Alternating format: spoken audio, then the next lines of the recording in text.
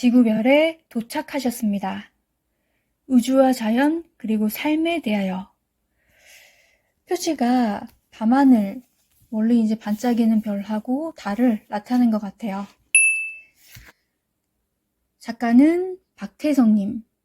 32년 동안 저널리스트로 살았다고 하고 문화부장 런던 특파원 논설위원으로 재직하면서 기사와 칼럼을 쓰셨다고 합니다. 차례를 보면 머리말 1부 우리들의 청년, 실패를 두려워하지 맙시다. 스스로 빛을 내는 청년들, 조화에 찍힌 씁쓸함. 2부 또 이어서 나오고요. 자연의 단순함과 먹방. 인생은 충분히 깁니다. 인간과 나무 혈액형은 같습니다. 이렇게 나오네요. 이게 분류 장르로서는 에세이로 본 것 같은데 우주와 연관해서 어떤 교훈을 안겨주려는 걸까요? 보고 또 나누어 보도록 하겠습니다.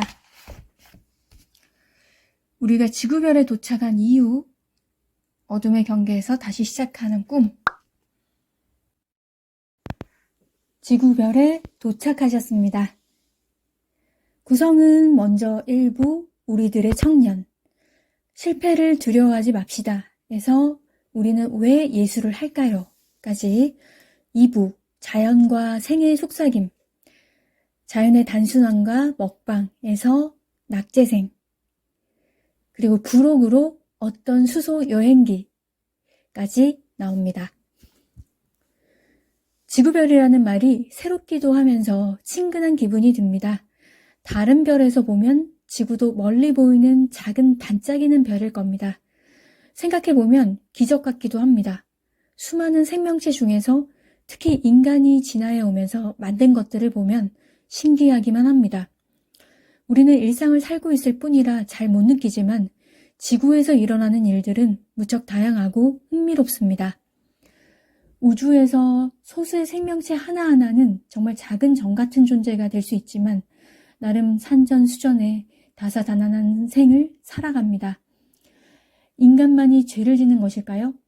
사후 세계에 대한 호기심과 여러 갈래의 생각들이 존재합니다. 미래의 불확실성이 커짐으로 인해 청년들의 사고가 변화를 거듭합니다. 옛날에 했던 고민을 똑같이 하기도 하고 아예 새로운 고민과 문제가 발생하기도 합니다.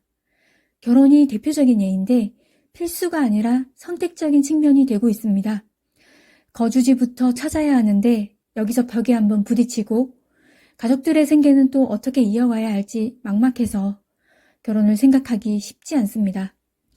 그러면 심플하게 혼자 사는 것이 편하지 않을까 할 수 있는데 이것도 쉽게 풀리지는 않습니다. 평생을 그렇게 살아간다면 그 또한 행복하다고 할 수 있는가? 함께 살면서 발생하는 문제들을 조금씩 해결해 가는 것은 어떤가에 대한 사고를 다시 해볼 수 있습니다.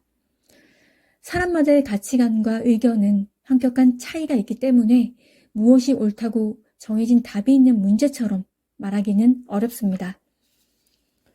직장, 연애, 공부, 인간관계에 따른 갈등에 대해서 각자 비슷하면서도 조금씩 다른 경험을 하게 되고 느끼는 감정이 차이가 생기게 마련입니다. 현대인이 외롭지 않은 사람이 없을 거라는 말을 하는데 일리가 있습니다.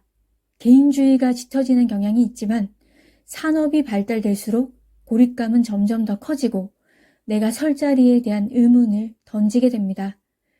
답답함이 몰려올 때 가만히 생각에만 빠져있지 말고 그 자리에서 호흡을 길게 하며 명상의 시간을 가지고 밖으로 나가서 계속 걸으면서 숨을 내뱉고 주위에 집중하며 잡생각을 떨쳐버리는 것도 괜찮습니다.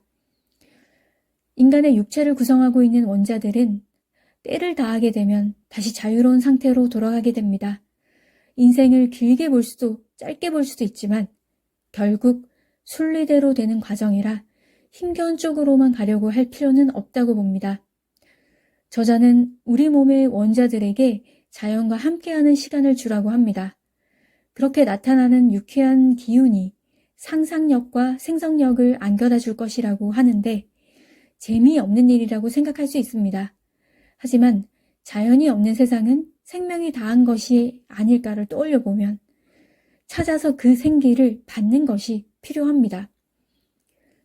청년들에게 보내는 메시지로 글을 썼다고 하는데 누구나 보아도 마음에 와닿는 면이 있고 작가의 바람대로 무언가를 망설이고 힘들어하는 청년들에게 많이 읽혀졌으면 합니다.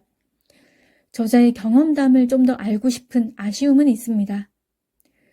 과거와 현재에 벌어진 일들에 후회와 탄식은 빠지지 않고 따라다닙니다.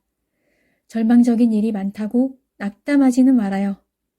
희망을 잃지 않으면 좋은 일이 따라오게 됩니다. 책에서 인상 깊은 부분을 읽어볼게요. 흔히 비현실적 이야기를 할 때 뜬구름 같은 소리를 한다며 비아냥거립니다. 그런데 그런 말이야말로 유토피아에 근접한 말 아닐까요? 모순의 현실을 바꾸려면 현실과 거리가 있는 비현실적인 이야기들이 필요합니다. 현실을 견제하고 비판할 수 있는 것은 결국 비현실입니다. 뜬구름 같은 소리를 하는 사람이 높은 곳에 있는 게 아니라 비아냥거리는 사람이 너무 낮은 곳에 있는 것은 아닐까요? 뜬구름은 천국과 지상을 잇는 연결고리 역할을 해서 더 그렇습니다. 저 역시 뜬구름 같은 소리를 한다는 말을 곧잘 들었습니다. 그렇다고 해서 후회한 적 없었으며 오히려 삶의 자양분이 되었습니다. 우리는 지구를 거의 오르지 않습니다. 그러나 높게 올라야 합니다. 하다못해 나무 우둥지에라도 오를 수 있어야 합니다. 유럽 8세는 평생을 거의 하늘에서 지냅니다. 심지어 허공을 날아다니면서 잠을 잔다고 합니다.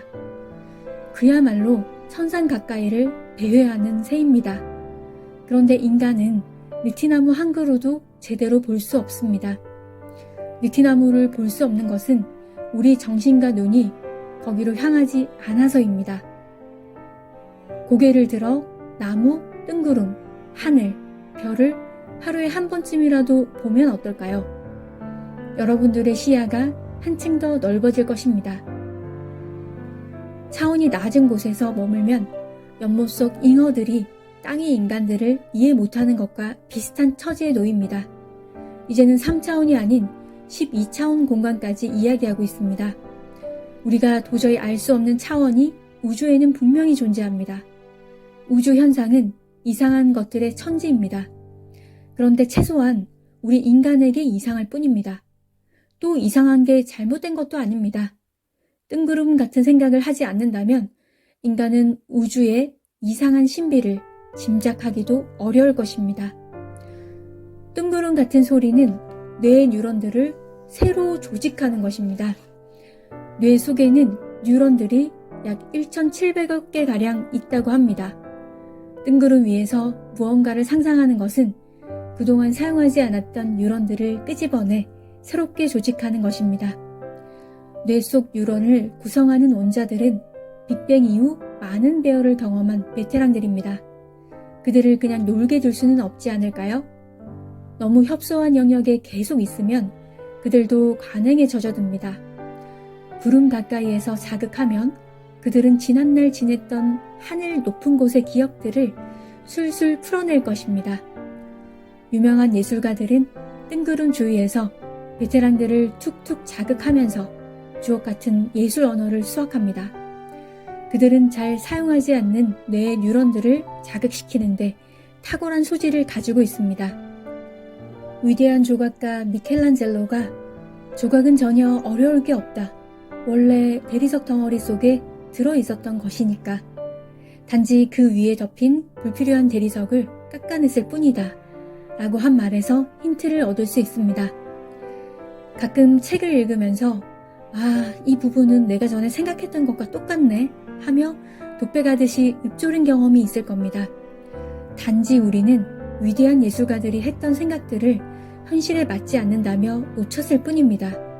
그런 생각들이 떠오르면 무시하지 말고 메모하는 습관을 기르는 게 좋습니다.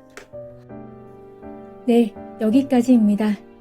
이 크나큰 우주에서 내가 살아있다는 것 자체가 대단한 일이니 긍정회로를 돌려보려고 합니다. 좋은 생각들을 나쁜 생각보다 훨씬 많이 해야겠습니다.